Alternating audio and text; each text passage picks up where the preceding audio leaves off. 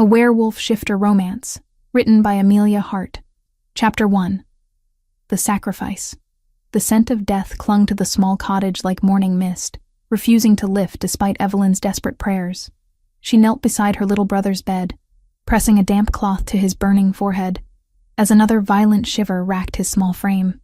Timothy's breathing came in shallow gasps, his 8-year-old body far too still beneath the threadbare blankets. "The fever's getting worse," she whispered to their mother, Lady Catherine Renworth, who stood in the doorway wringing her hands.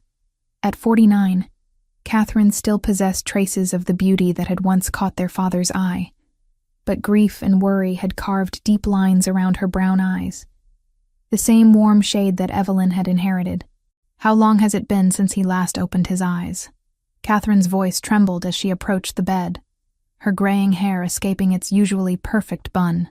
3 days. Evelyn's throat constricted around the words. 3 days since Timothy had last smiled at her, since he'd asked for one of her silly stories about brave knights and magical kingdoms. 3 days of watching the mysterious fever consume him piece by piece. The healer from their village had declared it hopeless 2 nights ago. "Moon fever," old Henrik had pronounced with grim certainty. "Strikes the young ones sometimes. Those with wolf blood who haven't come into their gifts yet. Nothing earthly can cure it once it takes hold." Evelyn smoothed Timothy's damp brown curls away from his pale face. He looked so much like their father, would have grown to be just as handsome and strong if the fever didn't claim him first. The thought sent fresh tears streaming down her cheeks. "There might be another way," Catherine said suddenly, her voice barely above a whisper. Evelyn looked up sharply. "What do you mean?" Her mother sank into the chair beside the bed, aging 10 years in that single moment. "The royal antidote. They say the Alpha King's treasury holds remedies for ailments that normal healers cannot touch. Magical cures collected from across the realm." "The Alpha King?" Evelyn's blood chilled. Everyone in the kingdom knew of Magnus Valdrek, the blind ruler who had united the fractured territories through sheer force of will despite his affliction. Stories spoke of his ruthless efficiency, his cold demeanor, the way grown warriors trembled in his presence. "Mother, what are you suggesting?" Catherine reached across the bed to grasp Evelyn's hand, her fingers ice-cold despite the warmth of the room. "He has no queen, no heir. The nobles have been pressuring him to take a wife for years." The words hung in the air like a death sentence. Evelyn felt the floor tilt beneath her knees as understanding crashed over her. "No, absolutely not. The marriage would secure Timothy's cure," her mother pressed on, desperation making her voice stronger. "A political alliance with a minor noble house in exchange for the antidote. It's the only way." "I won't be sold like cattle to save," Evelyn began. But Timothy's weak cough cut her off. She looked down at his waxen face, watched his chest struggle to rise and fall, and felt her resolve crumble. He was innocent in all this. 8 years old and fighting for every breath because some cruel twist of fate had cursed him with moon fever. "The king is blind, not cruel," Catherine said softly, reading the conflict in her daughter's expression. "Perhaps he would be kind to you. Kind. As if kindness could make up for sacrificing her entire future to a man she'd never met. A man whose very presence was said to make hardened soldiers weep with terror. But what choice did she have? Watch Timothy die, or condemn herself to a loveless marriage? "How would we even approach him?" Evelyn asked, hating herself for considering it. "Lord Grayson owes our family a debt. He could arrange an audience, present you as a suitable bride. The king's advisors have been searching for potential queens among the noble houses." Timothy stirred slightly, his cracked lips parting as if trying to speak. Evelyn leaned closer, catching the faint whisper of her name. Her heart shattered completely. "I'll do it," she said, the words tearing from her throat like pieces of her soul. "If it will save him, I'll marry the Alpha King." The journey to the royal castle took 2 days through autumn forests, ablaze with gold and crimson. Evelyn sat rigidly in the carriage, her best dress, a simple blue gown that had belonged to her grandmother, carefully arranged around her. She'd pinned her long chestnut hair into an elaborate style that Catherine had fussed over for an hour that morning, declaring it fit for a queen. The irony wasn't lost on her. She was about to become a queen, and all she felt was emptiness. Lord Grayson, a portly man with kind eyes and a nervous disposition, had been apologetically efficient in arranging the meeting. His Majesty was intrigued by the proposal. He'd explained during their brief stop at his manor. A marriage of mutual benefit. Your bloodline is respectable, and you're certainly comely enough. Comely enough. As if her appearance were the most important qualification for becoming queen of the realm. The castle rose before them like a great stone beast, its towers reaching toward storm-darkened clouds. Guards in black and silver livery flanked the massive gates, their eyes tracking the carriage with professional wariness. Everything about the place spoke of power and controlled violence. "Remember," Catherine murmured as they passed through the courtyard, "be respectful. Keep your eyes down. And whatever happens, think of Timothy." The throne room was a study in intimidation. Massive stone columns supported a vaulted ceiling that disappeared into shadows, while banners bearing the royal coat of arms, a silver wolf rampant on a black field, hung like silent sentinels along the walls. Courtiers in expensive clothing clustered in small groups, their conversations dying as Evelyn entered. And there, on the throne carved from black stone, sat the Alpha King. Magnus Valdrek was nothing like she'd expected. The story spoke of his blindness as if it were a weakness, but the man before her radiated power like heat from a forge. He was tall, even seated, with broad shoulders filling out his dark velvet doublet. His hair was black as midnight, falling in waves to his collar, and his face was all sharp angles and aristocratic lines, but it was his eyes that held her transfixed. A pale blue-gray that seemed to look right through her, despite their sightless state. "Approach," he commanded, his voice a rich baritone that resonated through the vast chamber. Evelyn's legs felt like water as she walked toward the throne, acutely aware of every whisper, every stare from the assembled nobles. She stopped at what seemed like a respectful distance and dropped into the deepest curtsy she could manage. "Your Majesty, Lady Evelyn Renworth."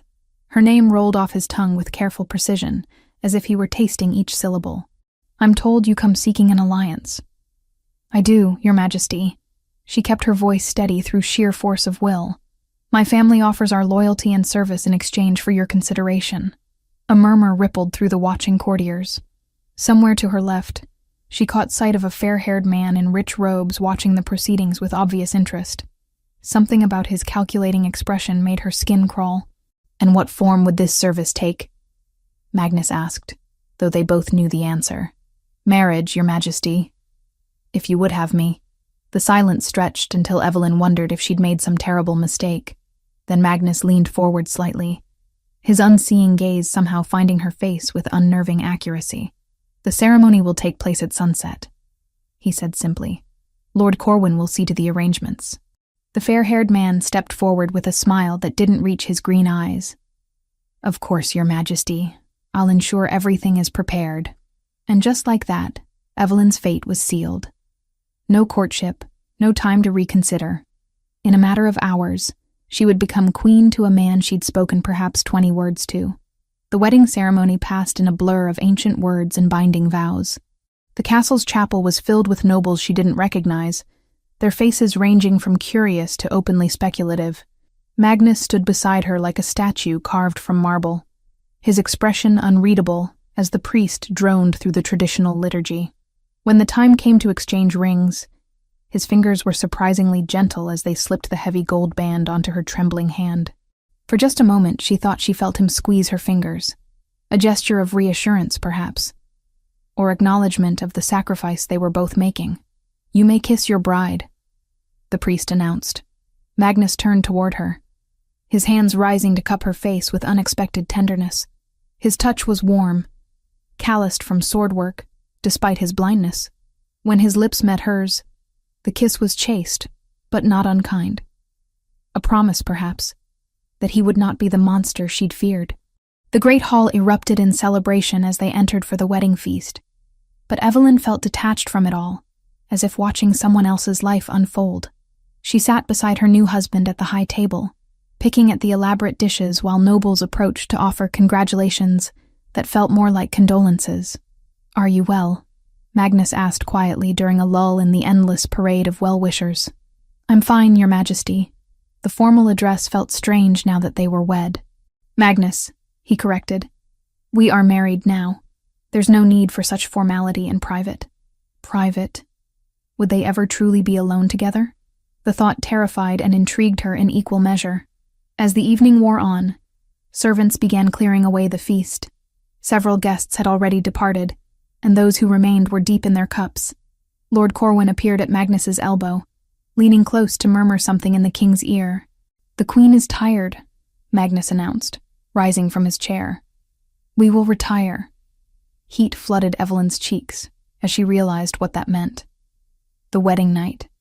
Her mother had given her the briefest of explanations about what to expect, but theory and practice were vastly different things. Magnus offered her his arm as they left the hall, and she was surprised by how naturally he navigated the castle corridors despite his blindness. He must have memorized every stone, every turn. The realization made her wonder what other assumptions about his limitations might be wrong. "You needn't fear me," he said, as they climbed the stairs toward what she assumed were the royal chambers. "I know this marriage is not of your choosing. It was my choice," she replied, then immediately wondered why she'd felt compelled to correct him.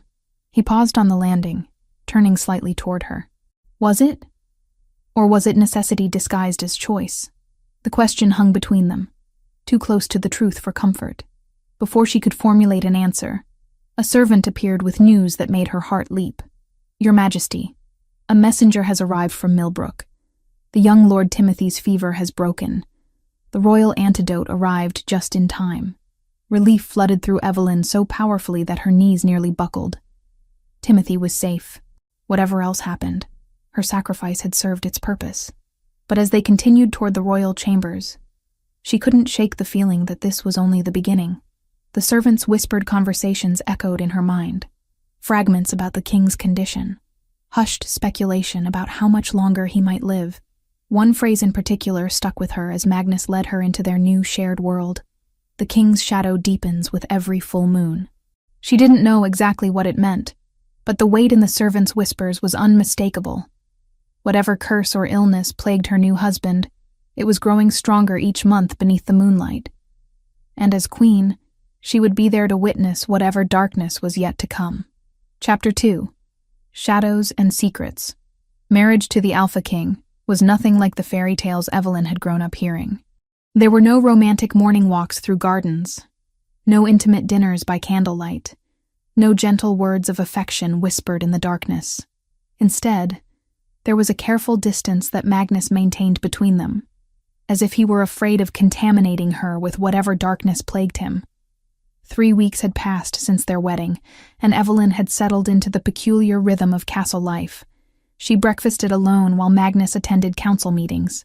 She spent her afternoons in the solar with the other noble ladies, learning the intricate politics of court, while embroidering cushions she would never use.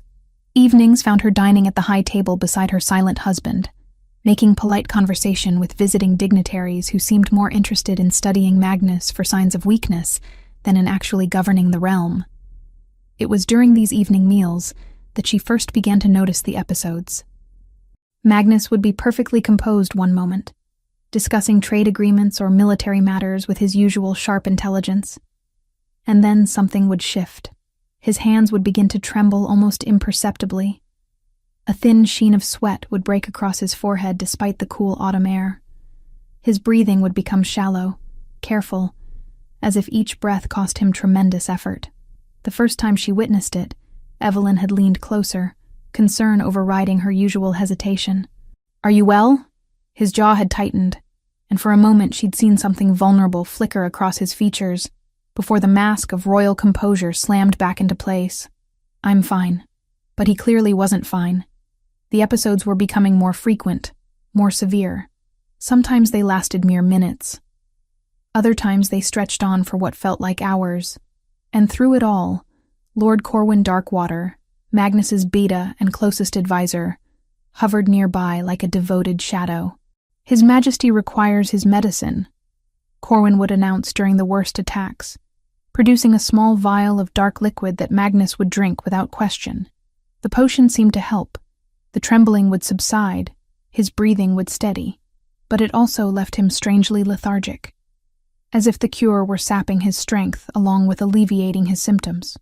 What illness does the king suffer from? Evelyn had asked the castle's head healer, Master Aldrich, during one of her visits to the infirmary, where she'd taken to helping tend minor injuries among the servants. The elderly man had glanced around nervously before lowering his voice. "The curse, your majesty. The same dark magic that stole his sight continues to plague him. Lord Corwin has been most dedicated in managing his majesty's treatment. Curse."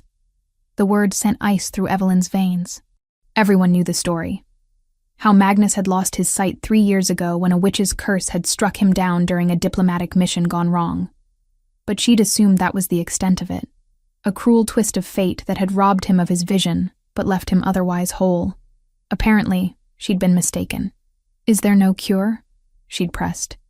But Master Aldrich had already begun backing away, clearly uncomfortable with the topic. "Lord Corwin knows best, your majesty. Best to leave such matters to him. Lord Corwin."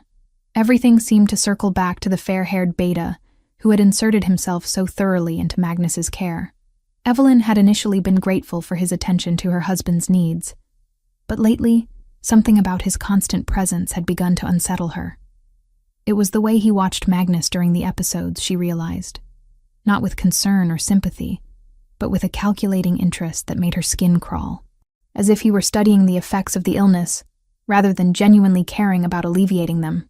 "You're troubled," Magnus observed one evening, as they walked slowly through the castle's upper corridors.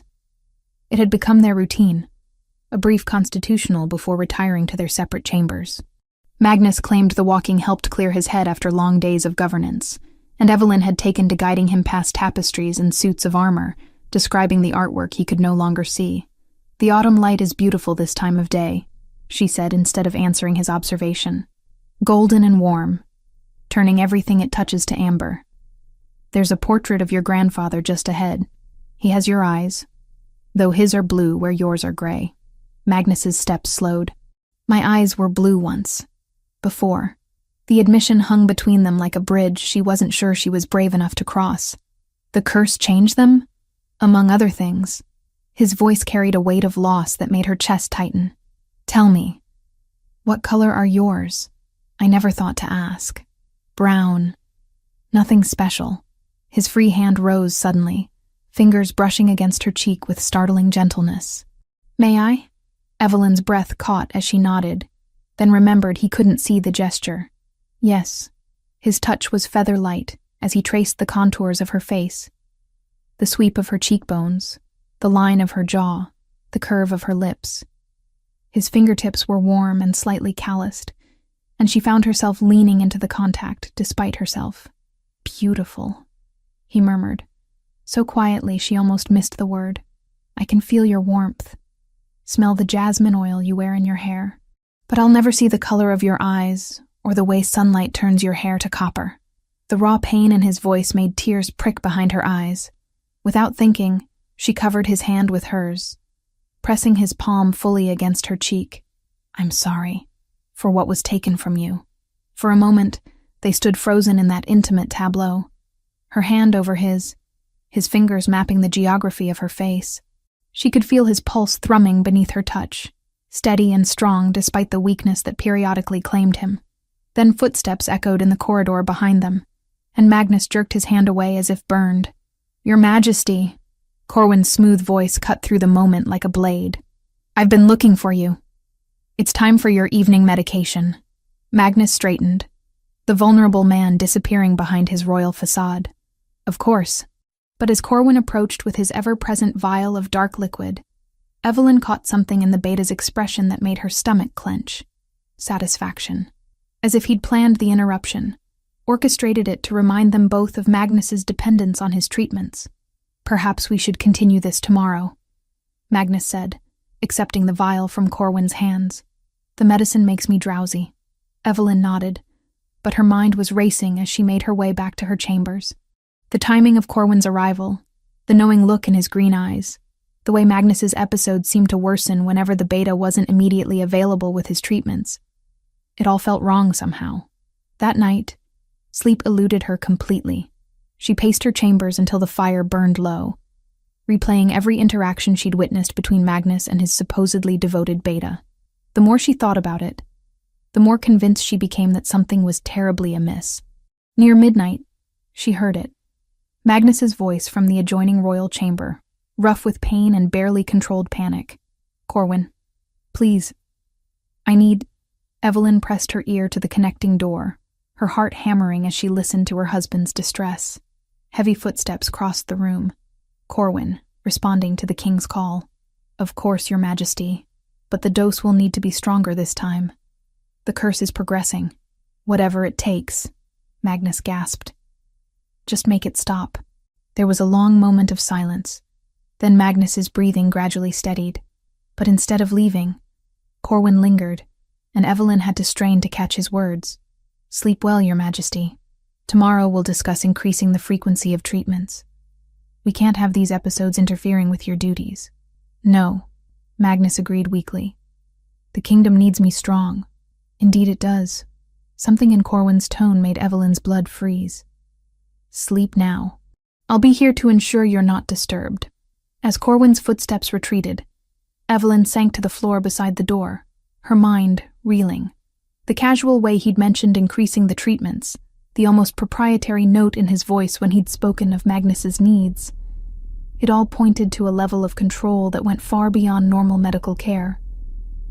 And then there were his final words, heavy with implication. "I'll be here to ensure you're not disturbed. Not protected. Not cared for. Disturbed." As if Magnus were some kind of experiment that required careful monitoring, rather than a king deserving of genuine healing. Dawn was breaking over the castle walls when understanding finally crystallized in Evelyn's mind. She didn't know how yet, and she couldn't prove it, but every instinct she possessed was screaming the same terrible truth. Corwin wasn't trying to cure Magnus. He was slowly, methodically, killing him. Chapter 3. The Investigation. The castle's ancient library had become Evelyn's sanctuary in the weeks following her wedding. Hidden away in the highest tower, surrounded by dusty tomes and forgotten histories, she could think clearly without Corwin's calculating green eyes tracking her every movement. Today, however, her purpose was far from leisurely reading. "Curses of the Northern Kingdoms," she murmured, tracing her finger down the spine of a leather-bound volume. Magical afflictions and their remedies. The books were old, some of their pages crumbling at the edges, but they contained knowledge that might save her husband's life, if she was right about Corwin's treachery. The morning sun streamed through the library's tall windows, casting dancing patterns across the wooden tables where Evelyn had spread her research. She'd been here since dawn, poring over every reference to blindness-inducing curses she could find, and the picture emerging was troubling. According to the texts, true magical curses were remarkably consistent in their effects.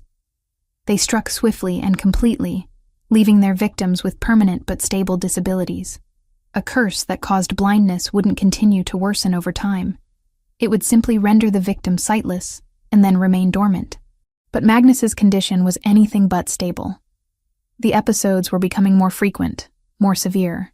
His hands shook with increasing regularity, and she'd noticed him struggling to maintain his balance during their evening walks. Whatever was affecting him was progressive, not static, which meant it might not be a curse at all. "Researching your husband's affliction?" Evelyn spun around to find Master Aldrich standing in the doorway, his weathered face creased with what might have been sympathy. The old healer moved slowly into the library, his gnarled hands clasped behind his back. "I'm trying to understand what happened to him," she admitted. "The histories don't seem to match what I'm observing." Aldrich nodded slowly, glancing around to ensure they were alone before approaching her table. "You're an intelligent woman, Your Majesty. More intelligent than many give you credit for." Something in his tone made her pulse quicken. "What do you mean?" "I've served this castle for 40 years, he said quietly.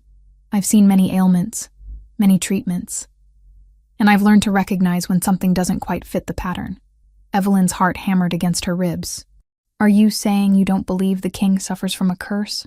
Aldrich was quiet for a long moment, studying the books scattered across her table. When he finally spoke, his voice was barely above a whisper. 3 years ago, His Majesty was the picture of health. Strong as an ox, eyes like a hawk, reflexes that could put men half his age to shame. Then he returned from that diplomatic mission changed.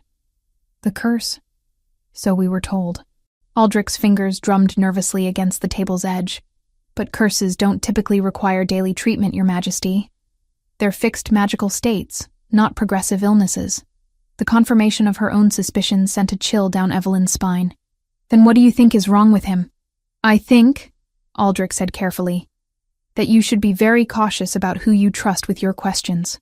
Before she could press him further, footsteps echoed in the stairwell leading to the library.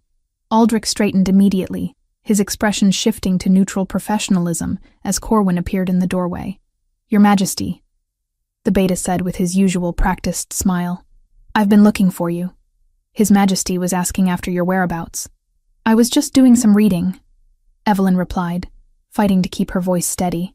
Master Aldrich was helping me locate some texts on the kingdom's history. Corwin's gaze swept over the books on her table, lingering for just a moment too long on the titles about magical afflictions. How thoughtful of you to take such interest in your new home's heritage. I'm sure His Majesty will be pleased by your dedication. There was something in the way he said it. Pleasant on the surface, but with an undercurrent that made her skin crawl. As if he knew exactly what she'd been researching, and found it amusing rather than concerning. I should return to him, Evelyn said, beginning to gather the books. He shouldn't be kept waiting. Allow me to escort you, Corwin offered, stepping aside to let her pass. The castle can be confusing for newcomers. Evelyn had no choice but to accept, though every instinct screamed at her to refuse. As they descended the winding stairs, she was acutely aware of Corwin's presence behind her. Too close, too attentive, like a predator herding its prey. You know, he said conversationally, His Majesty is fortunate to have found such a caring wife. Your concern for his well-being is truly touching. Any wife would be concerned about her husband's health. Indeed. Though I hope you understand that his condition requires very specific care. The treatments I've developed over the years are quite delicate. Any interference could prove dangerous.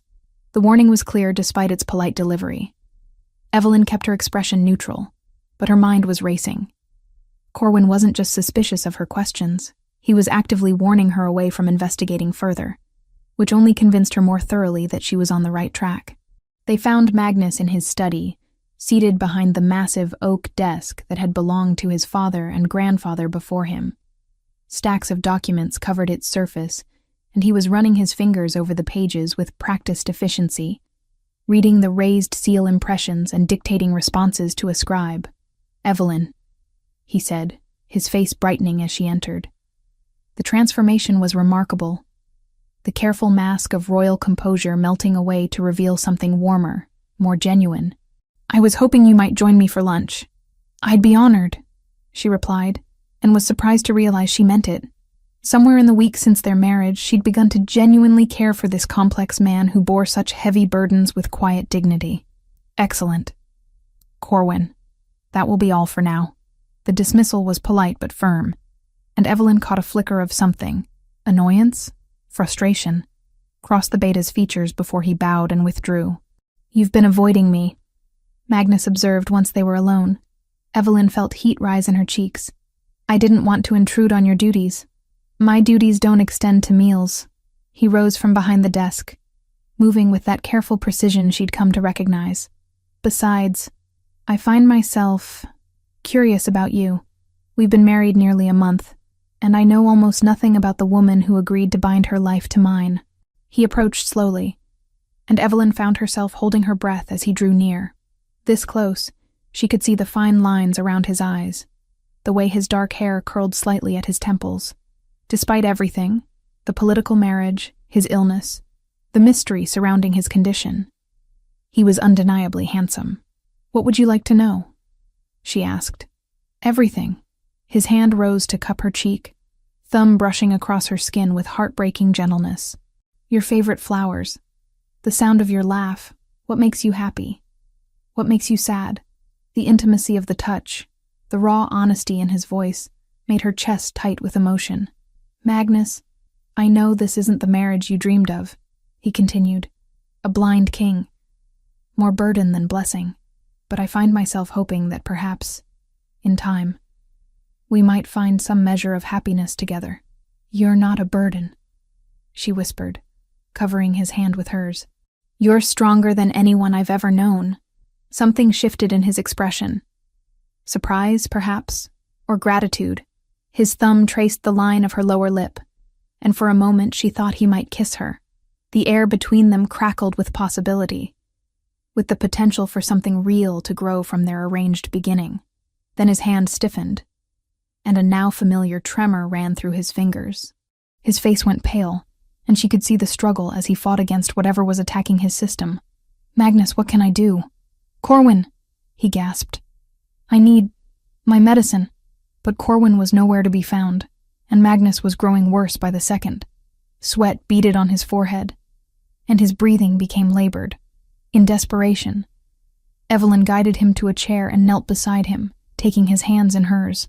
Look at me, she said, though she immediately felt foolish for the instruction.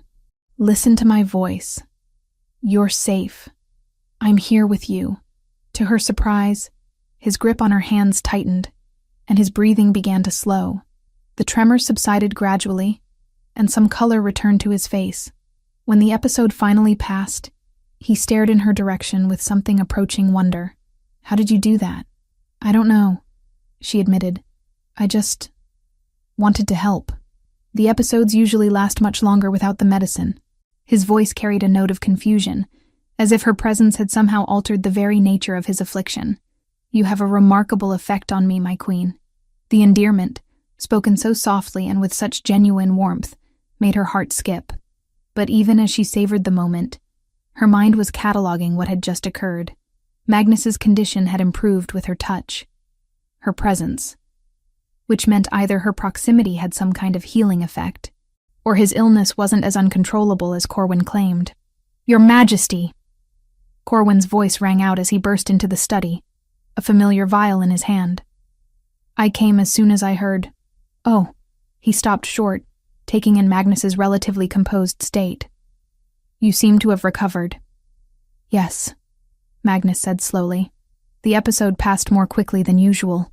Corwin's gaze shifted to Evelyn, still kneeling beside the king's chair, and she saw calculation flicker in his green eyes. How fortunate. Though you should still take your medication, just to be safe. That won't be necessary, Magnus replied, and Evelyn caught the slight tightening around Corwin's mouth. I feel much better. As you wish, Your Majesty. But as Corwin turned to leave, Evelyn heard him mutter under his breath. Interesting. The single word sent ice through her veins. She was becoming a variable in whatever game Corwin was playing, and that made her dangerous to his plans, which meant she was running out of time to uncover the truth. That evening, she found herself back in the library. But this time her research took a different direction.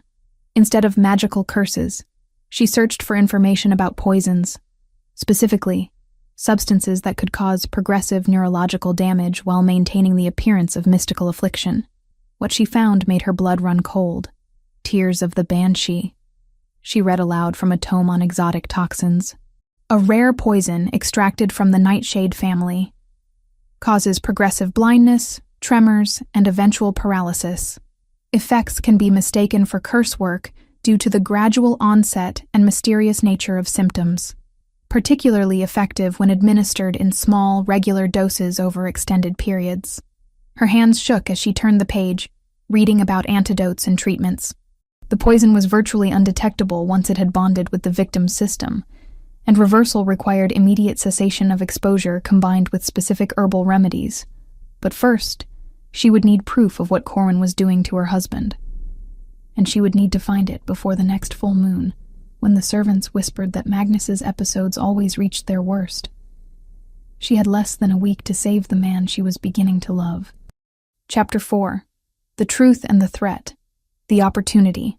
Evelyn had been waiting for came 3 days before the full moon, when Corwin departed the castle on what he claimed was urgent business in the eastern provinces.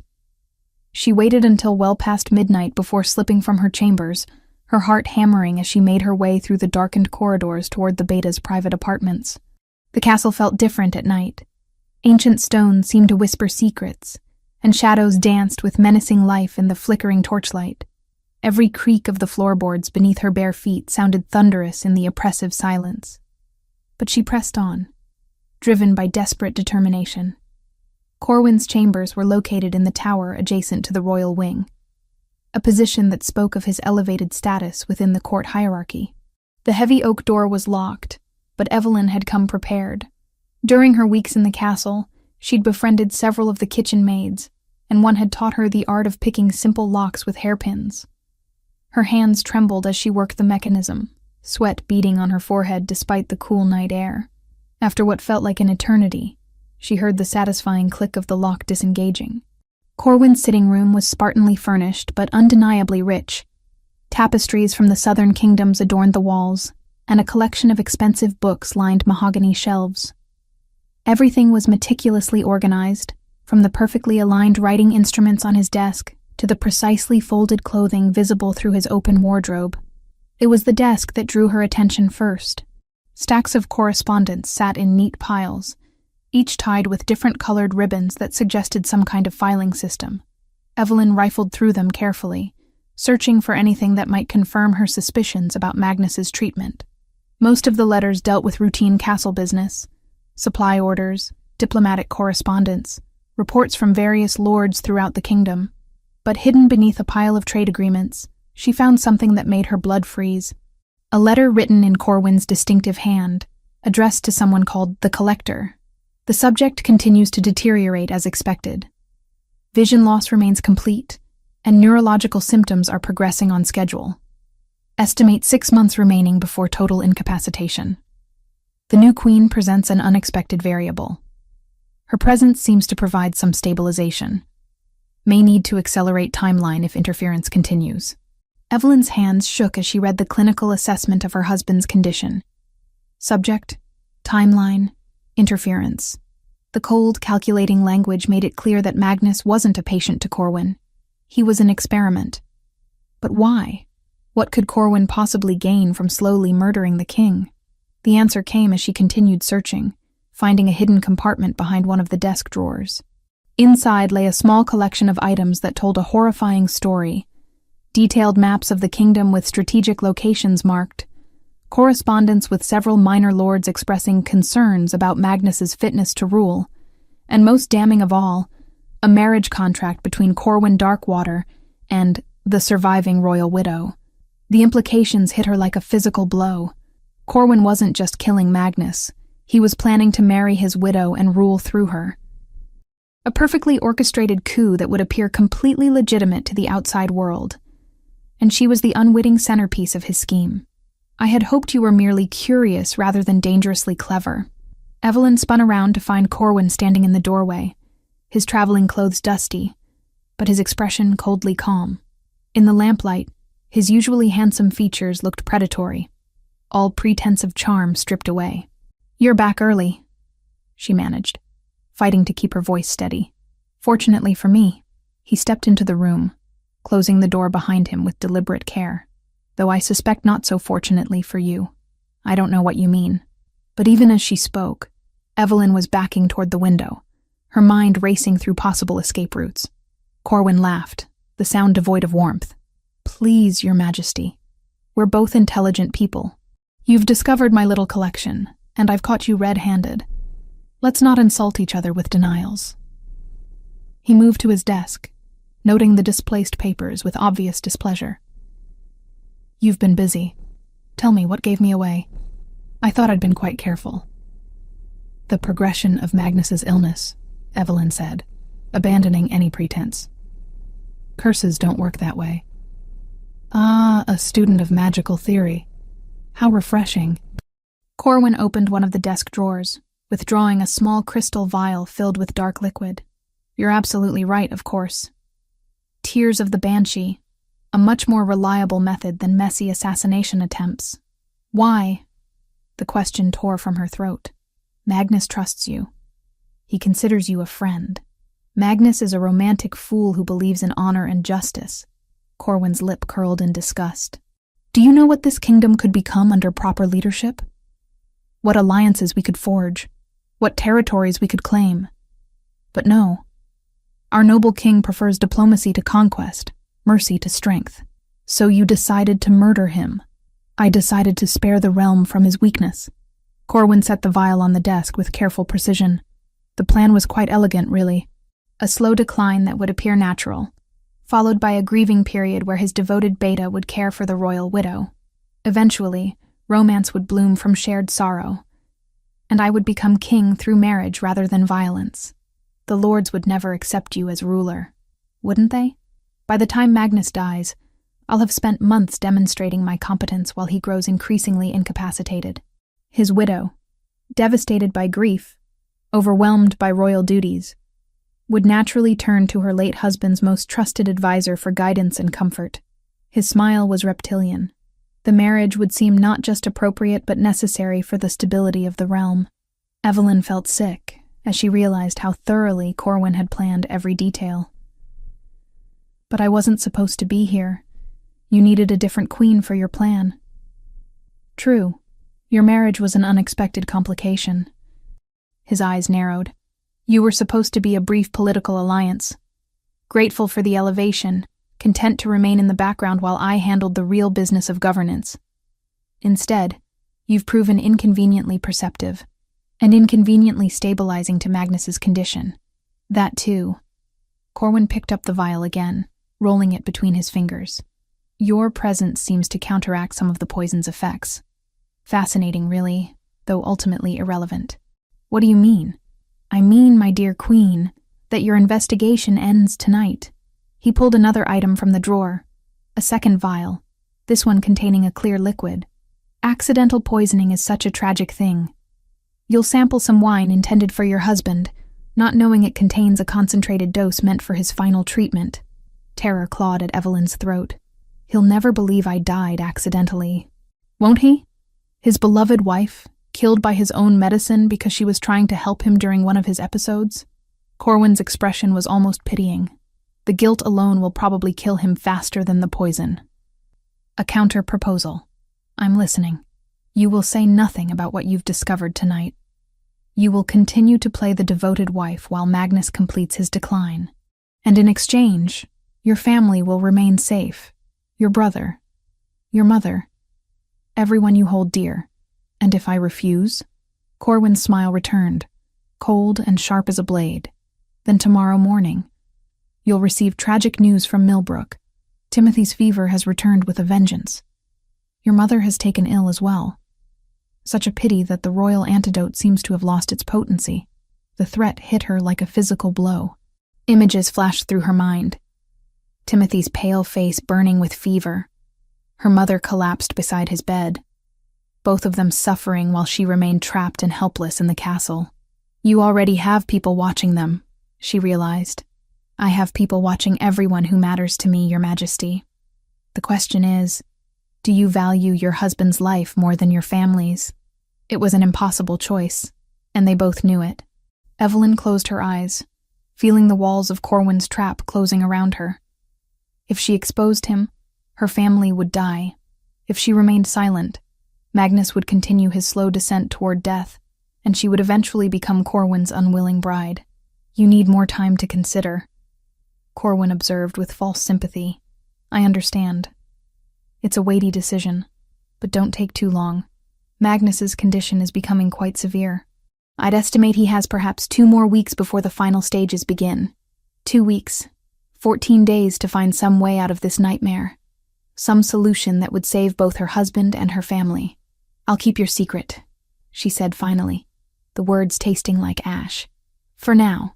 Wise choice. Corwin returned both vials to the drawer, his manner once again that of the helpful, concerned beta. I'm sure we'll find a way to work together for the good of the realm. As Evelyn made her way back to her chambers through the dark corridors, she felt like she was drowning. Every option seemed to lead to death and destruction. Every choice demanded an unbearable sacrifice. But as she slipped back into her rooms, one thought burned bright in her mind. Corwin had made a crucial mistake. He'd revealed not just his methods, but his timeline. 2 weeks meant she had time to plan, time to find some weakness in his seemingly perfect scheme. And perhaps most importantly, he'd confirmed something she'd suspected but hadn't dared hope. Her presence was actually helping Magnus fight the poison's effects, which meant she wasn't helpless after all. She just had to figure out how to use that knowledge before time ran out for everyone she loved. Chapter 5. Under Chantage.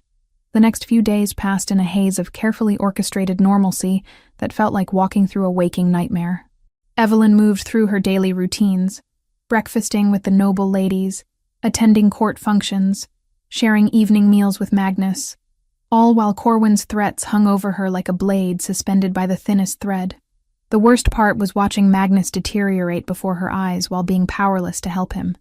True to Corwin's prediction, his condition had worsened dramatically since their confrontation. The episodes came more frequently now, leaving him pale and shaking, increasingly dependent on the medicine that was slowly killing him. "I'm concerned about His Majesty," Lady Beatrice murmured during one of their afternoon embroidery sessions.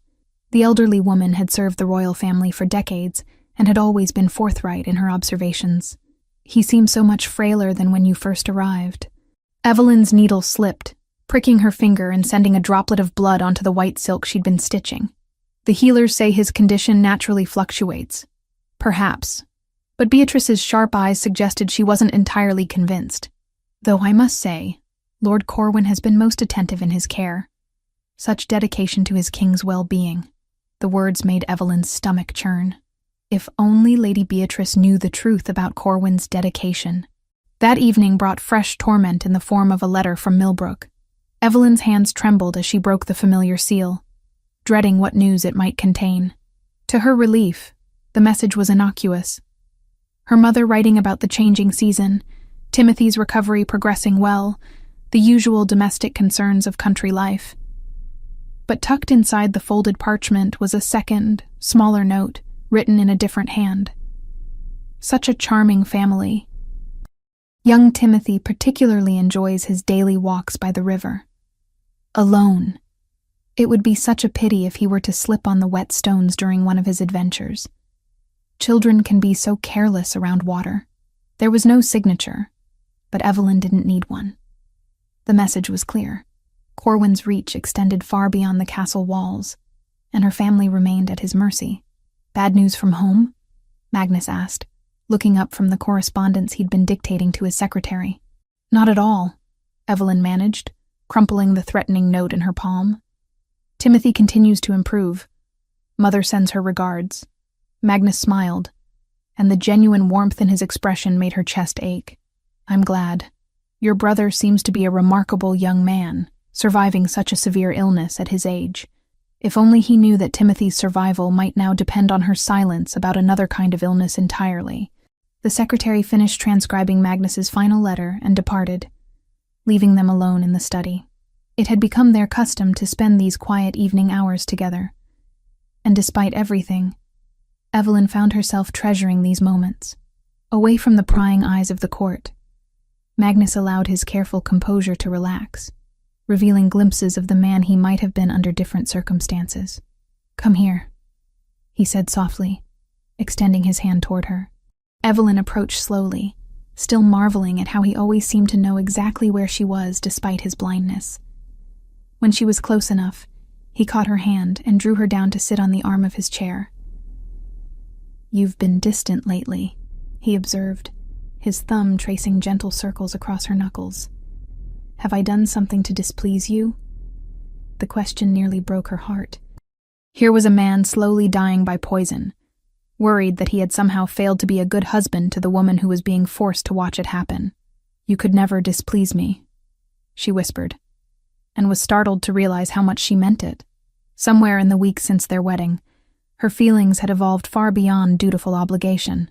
She was genuinely, desperately in love with this complex, honorable man, which made her forced silence even more unbearable. "I worry about you," Magnus continued, his other hand rising to cup her cheek. "You carry such sadness in your voice lately.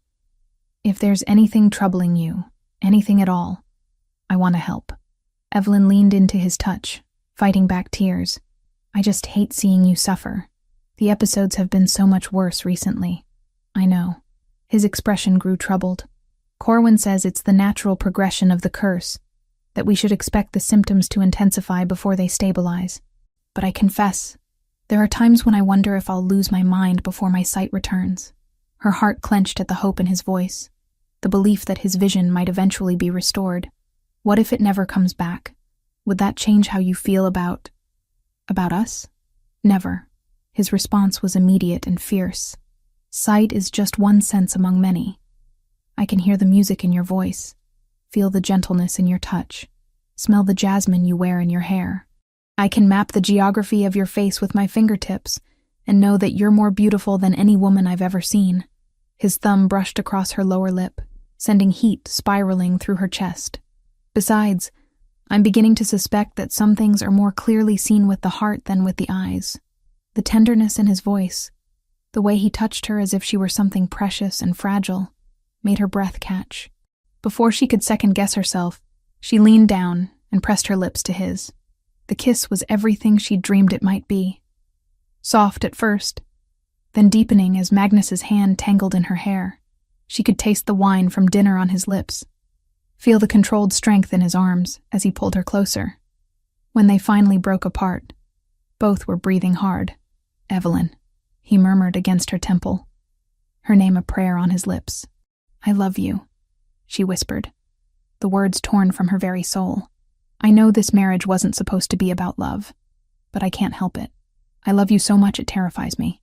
Magnus went very still for a moment, and she wondered if she'd made a terrible mistake. Then his arms tightened around her, and she felt moisture on his cheeks. "I was afraid to hope," he admitted roughly. "A blind king. More burden than blessing. What could I possibly offer a woman like you?" "Everything." She cradled his face in her hands, thumbs brushing away his tears. "You offer me everything that matters." They might have stayed there forever, lost in the wonder of finally acknowledging what had been growing between them. But footsteps in the corridor outside broke the spell. Magnus straightened, automatically resuming his royal composure as Corwin appeared in the doorway. "Your Majesty," the beta said with his usual practiced smile, though Evelyn caught the way his gaze lingered on their intimate positioning. "I have your evening medication." "Actually, I'm feeling quite well tonight," Magnus replied, his arm still around Evelyn's waist. "Perhaps we can skip the dose." Something flickered in Corwin's expression. Irritation, quickly masked. "Your Majesty, I must insist. The treatment schedule is quite specific. Missing doses could cause a severe setback in your recovery." "Of course." Magnus's voice carried resignation, but Evelyn could feel the tension in his body. "I wouldn't want to undo all your hard work." As Magnus accepted the familiar dark vial and drank its contents, Evelyn watched Corwin's face carefully. The satisfaction there was subtle but unmistakable, the expression of a man watching his plan unfold exactly as intended. "There," Corwin said cheerfully. "That should help you rest more comfortably tonight. Though I suspect the medication may be stronger than usual, the apothecary mentioned adjusting the formula. Stronger." Evelyn's blood turned to ice as she realized what that meant. Corwin was accelerating his timeline, increasing the poison doses to speed Magnus toward his final decline. "I think I'll retire early then," Magnus said, already showing signs of the lethargy that followed his treatments. "Evelyn, will you help me to our chambers?" "Of course." As they made their slow way up the stairs, Magnus leaning more heavily on her arm than usual, Evelyn's mind raced. Corwin had been clear about his expectations. She was to remain silent while Magnus died, then accept the beta's marriage proposal for the good of the kingdom. But what he hadn't counted on was the depth of her feelings for her husband. She wasn't going to stand by and watch the man she loved waste away, no matter what threats hung over her family. By the time they reached the royal chambers, Magnus was struggling to keep his eyes open. Evelyn helped him to bed, her heart breaking as she watched him fight against the drugged stupor. "Stay with me," he mumbled, catching her hand as she started to withdraw. "Please, these nightmares, they're getting worse." Evelyn settled beside him on the bed, stroking his hair as his breathing gradually evened out. But she didn't sleep. Instead, she lay in the darkness, forming desperate plans. She needed an antidote to the tears of the banshee. She needed proof of Corwin's treachery, and she needed to find some way to protect her family while she worked to save her husband. It seemed impossible. But as she listened to Magnus's labored breathing and felt the fever building in his skin, she knew she had no choice. Love demanded that she try, even if the attempt destroyed them both. The next morning brought another message from Millbrook. This one far more urgent than the previous evening's veiled threats. Timothy had suffered a relapse. Not of the moon fever, but of something new and mysterious that had left him bedridden and burning with fever. The local healer is baffled, her mother wrote. It came on so suddenly, and nothing seems to help. I fear we may lose him after all. Evelyn read the letter 3 times, her hands shaking with rage and terror. Corwin had made good on his threat, striking at her family to ensure her continued compliance. More bad news? Corwin himself appeared at her elbow, his tone solicitous but his eyes cold with calculation. Timothy has taken ill again, she said, fighting to keep her voice level. How terrible. I do hope it's nothing serious. But his expression suggested he knew exactly how serious it was. Perhaps you should consider visiting him, if His Majesty can spare you. The offer hung between them like poisoned honey. They both knew she couldn't leave, not with Magnus deteriorating so rapidly. And that was exactly what Corwin had planned. I think I'll stay, she said carefully. My husband needs me here. How devoted of you. His smile was sharp as a blade. Though I do worry about young Timothy. Children can decline so quickly from mysterious ailments. The threat was clear. Comply completely, or watch her brother die slowly and painfully, while she remained trapped and helpless. But as Evelyn watched Corwin walk away, confident in his control over the situation, she made a silent vow. He had underestimated her once again, assumed that threats to her family would render her completely powerless. He was about to learn how wrong he was.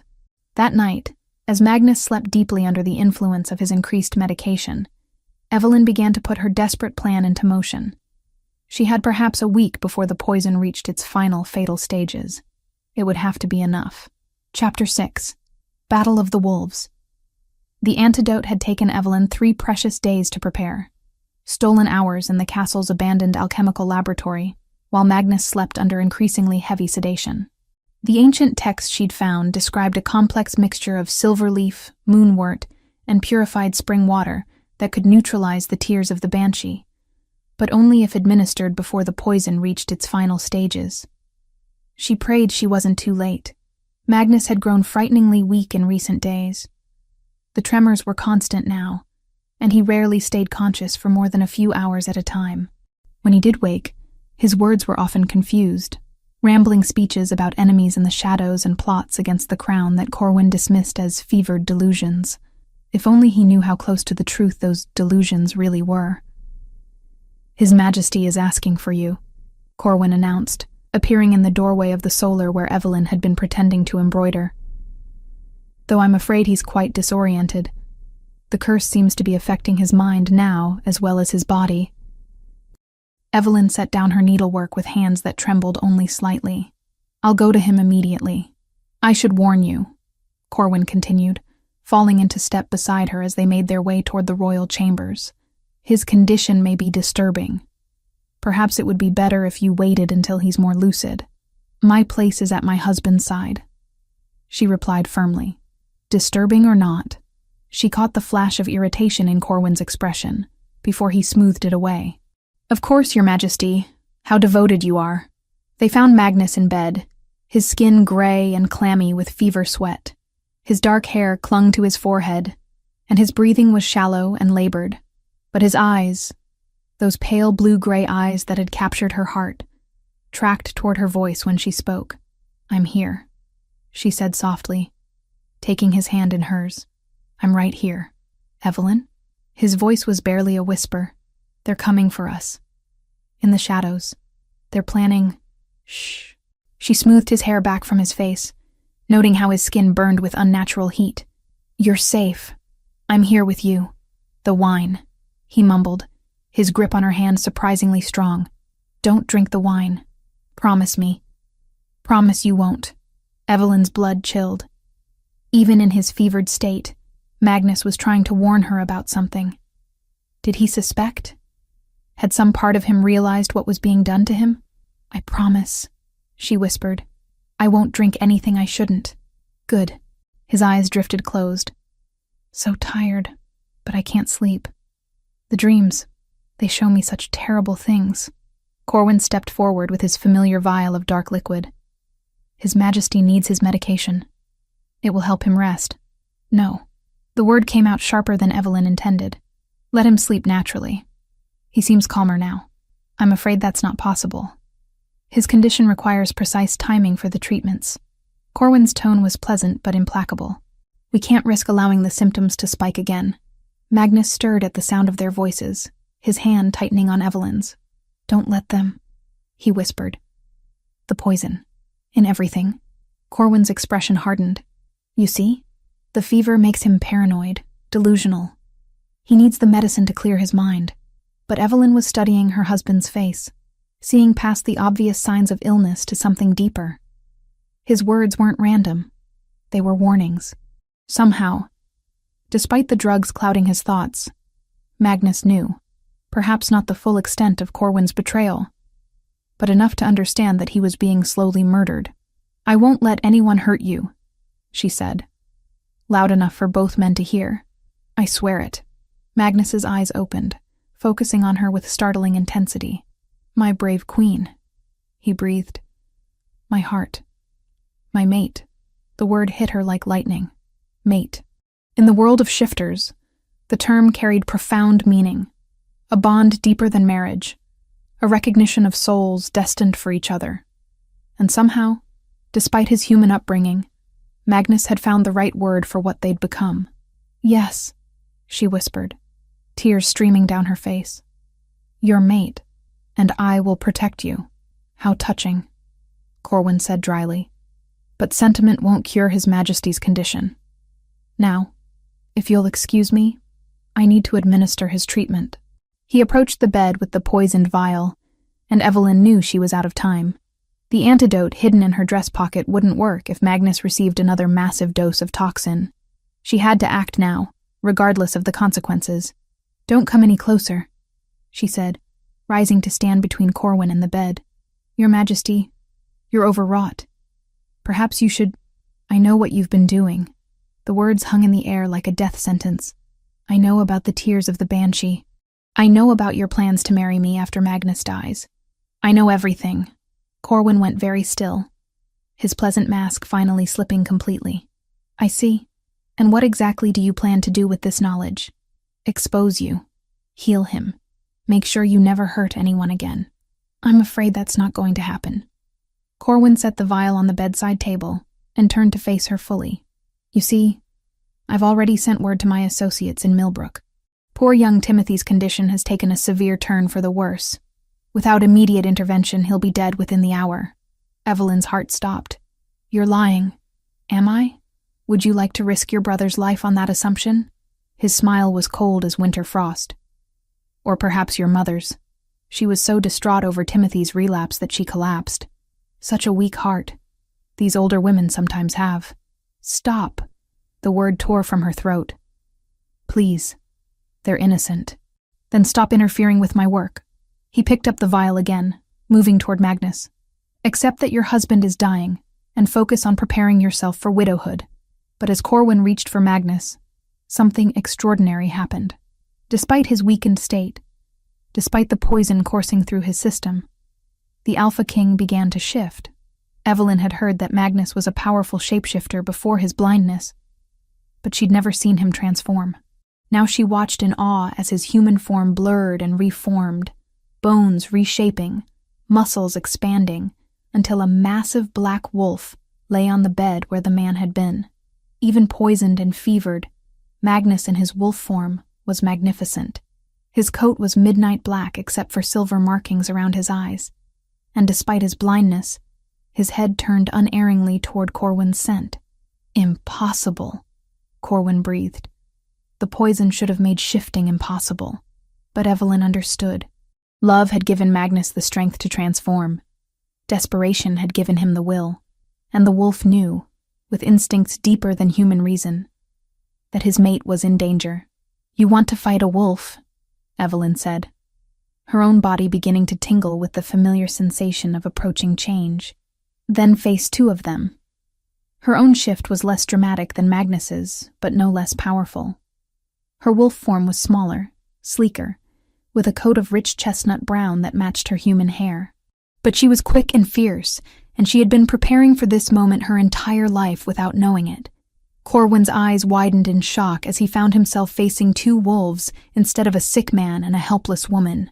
This is impossible. You're supposed to be weak Omegas, not— He never finished the sentence. Magnus lunged first, his powerful jaws snapping at Corwin's throat. The beta stumbled backward, his own shift beginning as survival instincts kicked in. Corwin's wolf form was gray and lean, built for cunning rather than brute strength. Under normal circumstances, he might have been a formidable opponent. But these weren't normal circumstances. He was facing an alpha king fighting for his mate's life and his own survival, guided by an Omega female who had been using their mental bond to serve as his eyes. The battle was fierce, but brief. Corwin was skilled, but he was also alone, and the poison that should have weakened Magnus seemed to have no effect on his wolf form. Working together, Magnus and Evelyn cornered the treacherous beta against the chamber wall. When Magnus's jaws closed around Corwin's throat, the gray wolf went limp with a gurgling whine. It was over. As they shifted back to human form, Magnus collapsed immediately, the effort of transformation and combat draining what little strength he had left. Evelyn caught him as he fell, cradling his head in her lap as his breathing grew more labored. "The antidote," she whispered, fumbling in her dress pocket for the vial she'd prepared. "Magnus, you need to drink this. Please." His eyes fluttered open, focusing on her with immense effort. "What is it?" "Your salvation." She held the vial to his lips. "Trust me." Magnus drank the bitter liquid without question, his faith in her absolute despite everything. Then his eyes closed again, and his breathing steadied for the first time in weeks. Evelyn held him close, watching his face for signs of improvement. The antidote would take time to work, but she could already see some of the gray pallor leaving his skin. "Is he?" a voice asked from the doorway. Evelyn looked up to find Master Aldrich standing there, his face pale with shock as he took in the scene. Corwin's lifeless body, Magnus unconscious but breathing steadily, and the Queen cradling her husband with tears streaming down her face. "He'll live," she said with fierce certainty. "We both will." "And the beta?" "Got what he deserved." Evelyn's voice was hard as steel. "He was poisoning the king, slowly murdering him with tears of the banshee while planning to take the throne through marriage." Aldrich's expression shifted from shock to grim understanding. "I suspected something was amiss, but I never imagined— Dear gods, your majesty, I should have spoken sooner. It's over now." She looked down at Magnus, whose breathing was growing stronger by the minute. "And we're going to make sure nothing like this ever happens again." As the dawnlight crept through the chamber windows, Evelyn felt something she hadn't experienced in months. Hope. The immediate threat was ended, the truth was revealed, and her mate was beginning to heal. But she knew their trials weren't over yet. Magnus would need time to recover fully, and there would be questions about Corwin's death and the conspiracy he'd orchestrated. Most importantly, she needed to send word to Millbrook immediately to ensure her family's safety and expose whatever network of associates Corwin had been working with. For now, though, she was content to hold her husband close and feel his heartbeat growing stronger beneath her touch. They had faced the darkness together and emerged victorious. And soon, if the moon goddess willed it, Magnus might even be able to see her face when he told her he loved her. Chapter 7. Renewal and Recovery. 3 days after the confrontation with Corwin, Magnus opened his eyes to shadows and light, the first time in 3 years that his world wasn't shrouded in complete darkness. "Evelyn," he whispered, his voice stronger than it had been in weeks. "I can see shapes, movement." She was beside him instantly, her heart racing with hope and disbelief. "What do you see?" "Light streaming through the window. The outline of the bed hangings." His hand found her face with trembling fingers. "And something bright and warm that must be you." Tears spilled down her cheeks as she leaned into his touch. Master Aldrich had warned her that the antidote might restore some of Magnus's vision, but she hadn't dared hope for so much improvement so quickly. The poison's effects were truly reversing. Over the next week, Magnus's recovery progressed with remarkable speed. Each day brought clearer sight, stronger limbs, and more lucid thoughts. The tremors that had plagued him for months disappeared entirely, and his natural alpha strength began to reassert itself. But it was the emotional healing that touched Evelyn's heart most deeply. "Tell me about the battle," Magnus said one evening as they sat together in the garden, watching the sunset paint the sky in brilliant oranges and purples. His vision was still somewhat blurred, but he could make out colors and shapes now, enough to appreciate the beauty he'd been denied for so long. "We fought together," Evelyn said simply, "as mates should. I remember feeling your presence in my mind during the shift. Your wolf was guiding mine, helping me navigate without sight." He turned toward her, his blue-gray eyes focusing with increasing accuracy. "How is such a bond possible?" "I don't know." She took his hand, marveling at how steady his fingers were now. "But from the moment I first saw you, something inside me recognized you.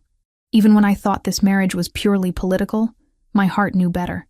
Magnus raised their joined hands to his lips, pressing a gentle kiss to her knuckles. "My brave, brilliant queen. You saved my life in more ways than one." The investigation into Corwin's conspiracy had revealed the full scope of his treachery. Hidden documents in his chambers detailed correspondence with several ambitious nobles who had been prepared to support his claim to the throne through marriage.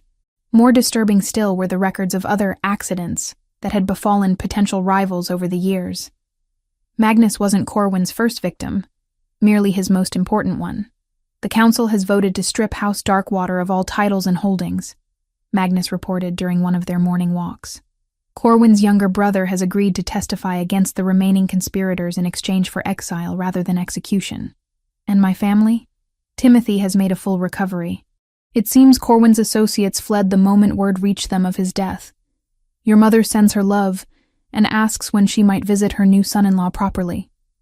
Evelyn smiled, imagining her mother's reaction to learning that her daughter had not only married for love, but had fought wolves to save her husband. Catherine Renworth would be insufferably proud. But it was the personal revelations that mattered most to both of them. "I need to tell you something," Magnus said one afternoon as they stood on the battlements overlooking the kingdom. His vision had improved enough that he could make out the distant mountains, though details were still fuzzy. "About why I could shift during the battle, despite the poison. You found the strength because I was in danger. More than that." He turned to face her fully, his expression serious. "I've been able to sense you since our wedding night. Your emotions, your location, even your dreams sometimes.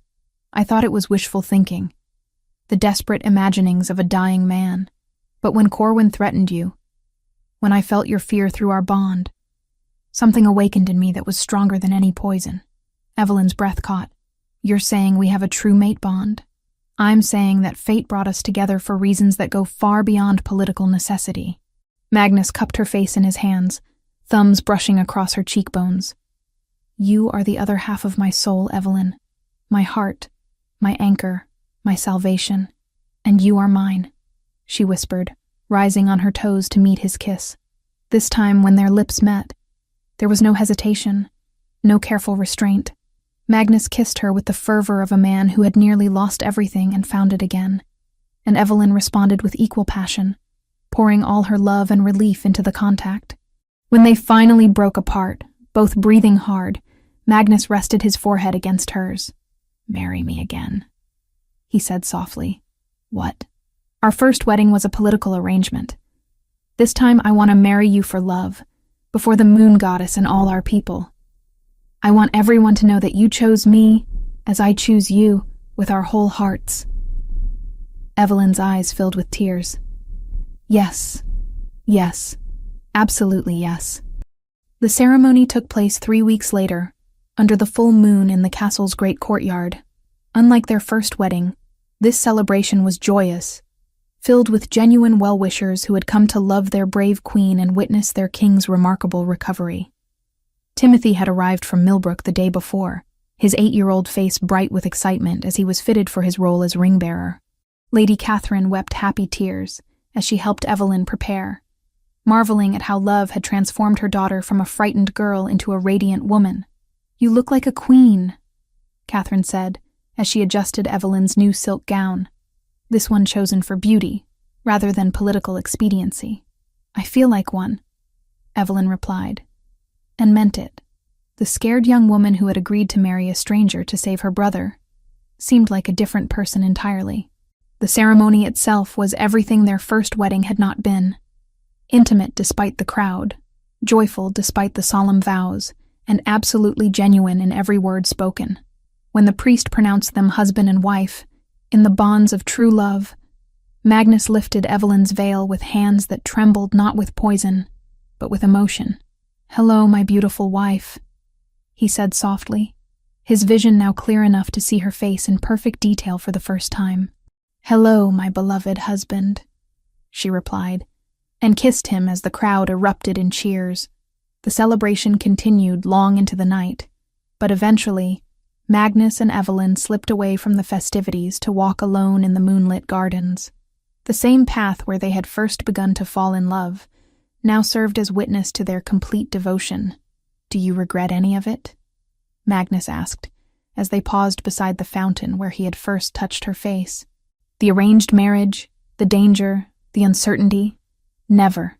Evelyn's response was immediate and fierce. "Every moment of pain led us to this happiness. Every trial made us stronger together.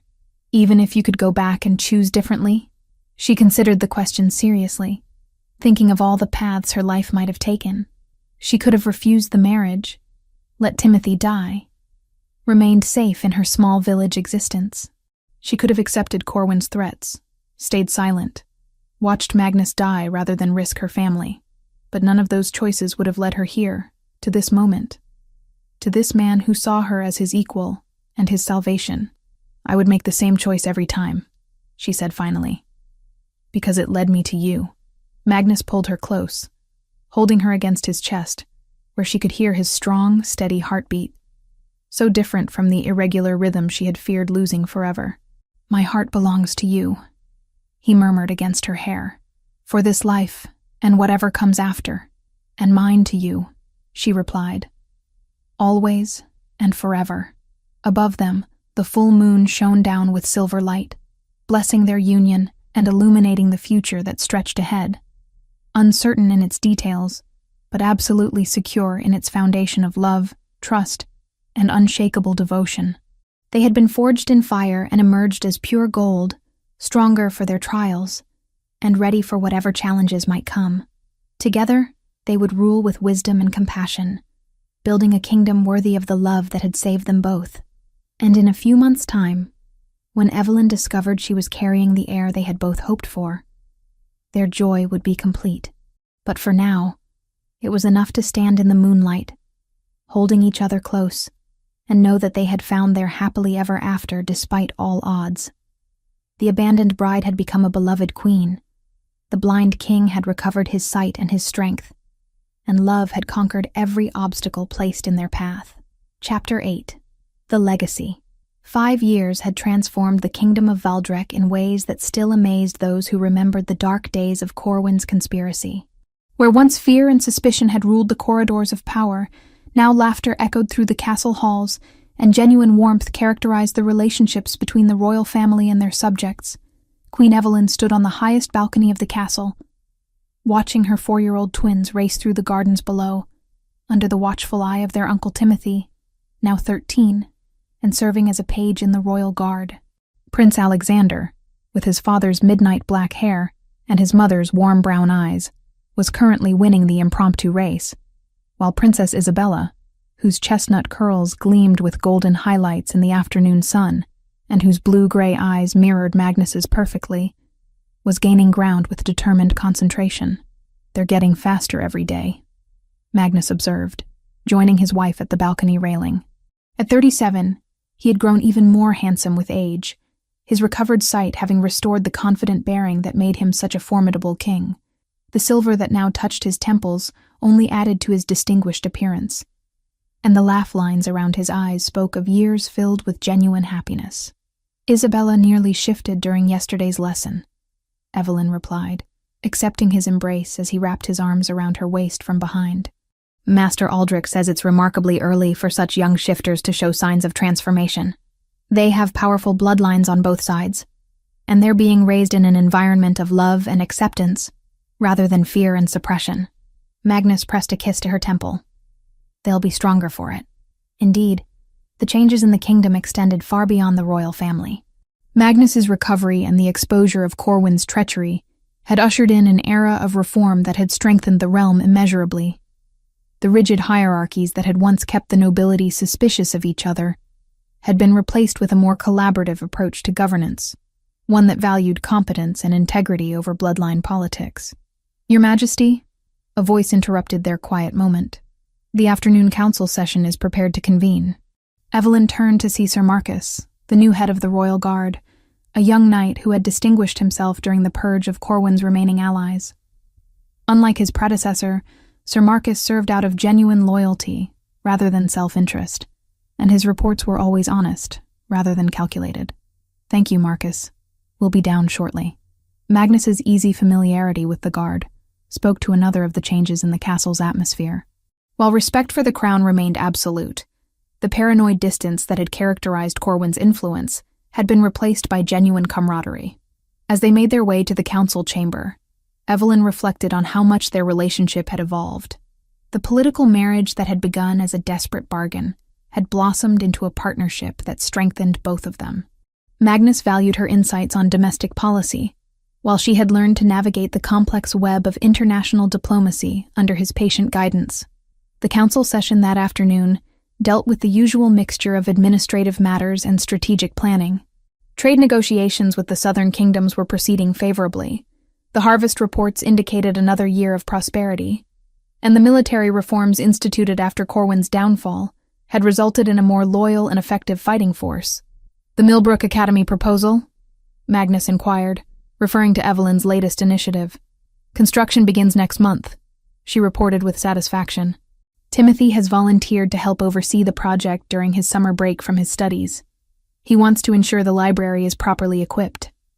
The academy was one of Evelyn's proudest achievements, a school designed to educate young shifters regardless of their social status, focusing on both traditional learning and the proper development of their supernatural abilities. It would be staffed by reformed healers and scholars who had been recruited from across the kingdom, creating opportunities for advancement based on merit rather than birth. "Lady Catherine's health?"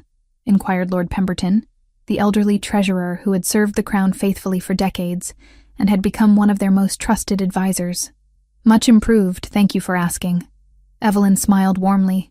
At 54, her mother had adapted to royal life with surprising grace, serving as an unofficial ambassador to the merchant classes and helping bridge the gap between the nobility and common folk.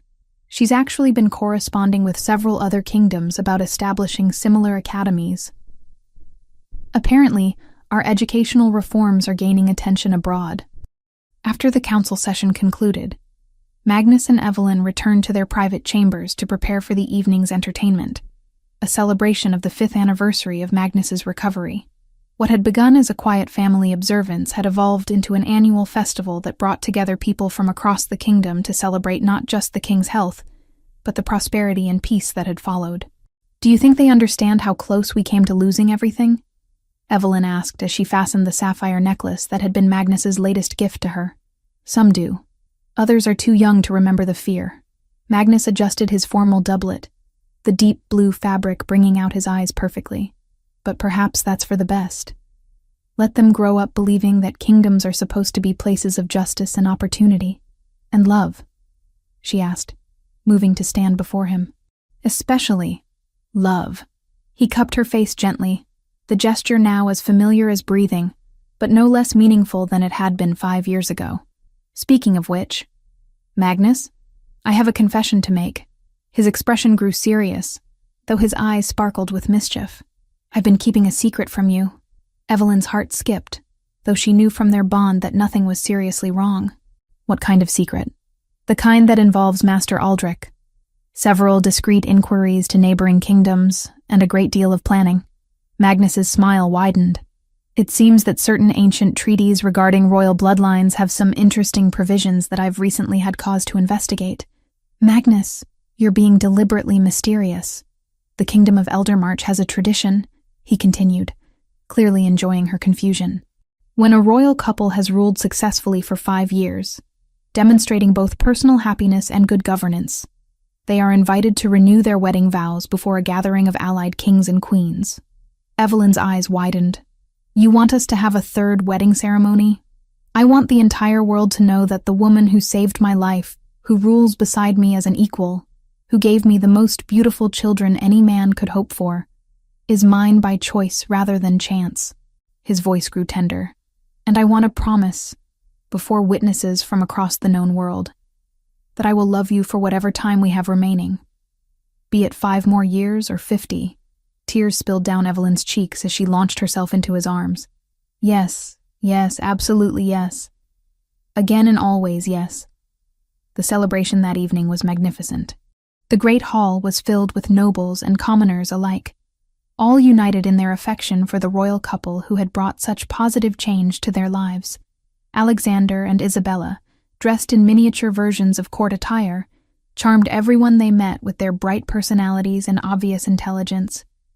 Timothy, now tall and lean like his father had been, served as one of Magnus's attendants for the ceremony, his pride in his sister evident in every gesture. Lady Catherine, radiant in rose silk, wept happy tears as she watched her daughter renew vows with the man who had transformed from stranger to beloved son-in-law. But it was the moment when Magnus and Evelyn spoke their personally written vows that truly captured everyone's attention. 5 years ago, Magnus began, his voice carrying clearly through the packed hall. I was a broken man who believed he had nothing left to offer the world. You showed me that love is not about what we can give, but about what we choose to share.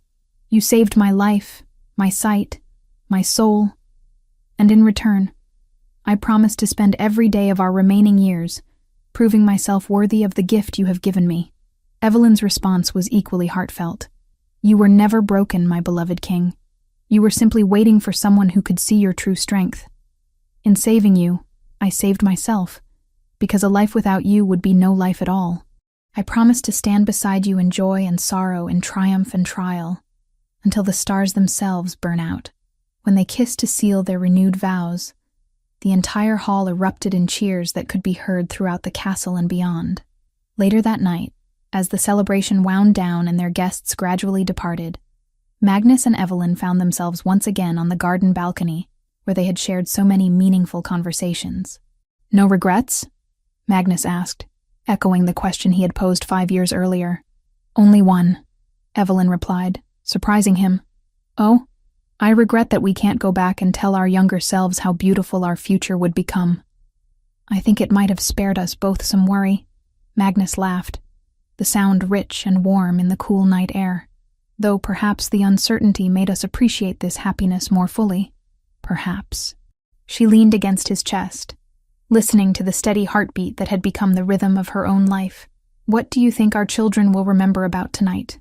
That their parents love each other completely, that love can overcome seemingly impossible obstacles, that they are cherished beyond measure.